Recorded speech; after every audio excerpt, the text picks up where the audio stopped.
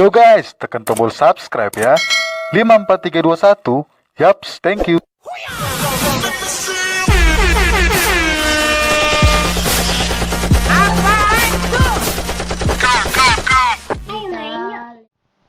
Selamat pagi anak-anak didik Bapak sekalian. Bagaimana kabar kalian? Saya harap semua dalam keadaan sehat-sehat saja tentunya ya. Namun, apabila ada yang kurang sehat ataupun sakit, semoga diberikan cepat kesembuhan supaya bisa beraktivitas seperti biasa. Oke, baiklah. Materi yang akan kita bahas pada hari ini adalah aktivitas pembelajaran start renang gaya bebas. Sudah? Nah, aktivitas pembelajaran renang di sebelumnya sudah saya sampaikan kepada kalian. Akan tetapi, di sini ada start renang gaya bebas yang harus kalian pelajari. Ya. Jadi, untuk itu, kalian harus mengetahui pengertian start renang pada gaya bebas. Nah, di sini kalian bisa melihat pada gambar orang yang sedang melakukan start renang gaya bebas pada posisi melompat. Sudah? Nah, pengertian start dari gaya bebas yaitu sikap awalan untuk memulai renang gaya bebas yang dilakukan dengan cara melompat dari balok start. Bisa kalian perhatikan balok startnya? Nah, pada gambar ada 4 orang yang melakukan start renang gaya bebas. Sudah? Nah, balok start yang dimaksud adalah balok start yang berwarna biru. Bisa kalian perhatikan? Oke, jika sudah, kita lanjut. Nah, langkah-langkah dalam melakukan start renang gaya bebas yaitu yang pertama, aba-aba pertama akan diberitahukan oleh wasit ataupun juri ya dengan aba-aba awas. Ya. Setelah itu, perenang mengambil sikap posisi di bibir balok start. Sudah, saya ulangi. Pada aba-aba awas, perenang mengambil posisi di bibir balok start. Yang kedua, kedua lengan berada di samping tubuh. Patokan ujung tangan berada di samping pinggul. Yang ketiga, arah pandangan pada sikap membungkuk sebelum start adalah ke depan.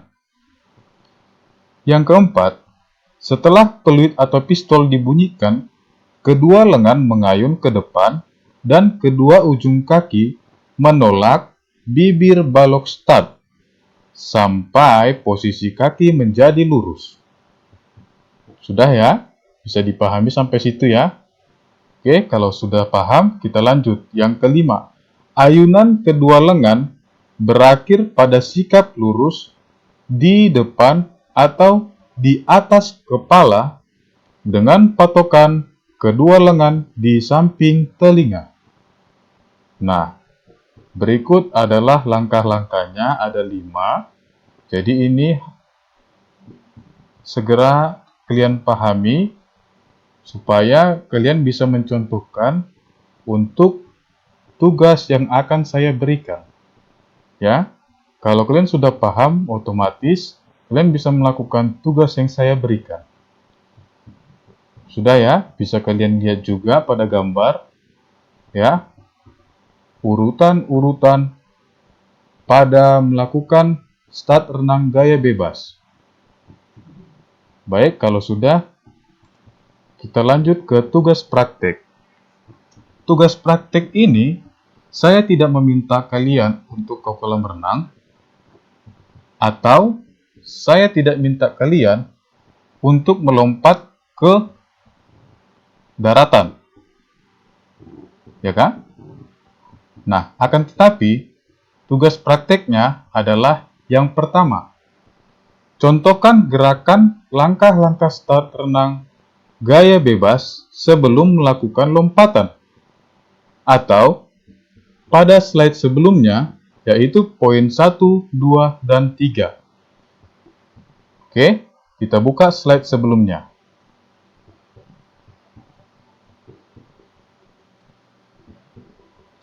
Sudah bisa kalian perhatikan, yaitu aba-aba awas, perenang posisi di bibir balok start. Yang kedua, kedua lengan berada di samping tubuh, patokan ujung tangan berada di samping pinggul. Yang ketiga, arah pandangan pada sikap membungkuk sebelum start adalah ke depan. Nah, jadi tugas yang saya maksud adalah itu saja. Ya, dalam kurung, tidak memakai lompatan. Perhatikan yang kedua, gerakannya tidak memakai lompatan. Hanya sikap awalannya saja sebelum peluit atau pistol dibunyikan. Baik, sudah paham ya anak-anak? Oke. Yang ketiga, lakukan gerakan ini di darat atau belum dianjurkan di kolam renang. Sudah saya sampaikan. Oke. Yang keempat, sebagai balok start, boleh memakai kursi atau sejenisnya untuk berdiri pada tumpuannya. Nah, ini yang paling terpenting buat kalian, ya, supaya agar berhati-hati ketika berdiri di kursi sebagai balok start sebagai tumpuannya gitu ya. Tapi tidak dianjurkan untuk melompat dari kursi tersebut.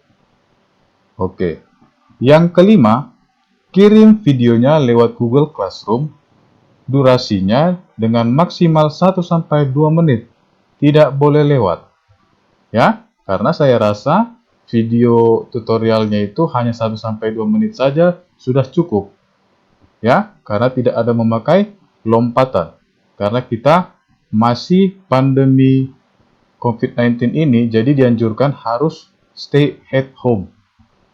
Ya. Oke.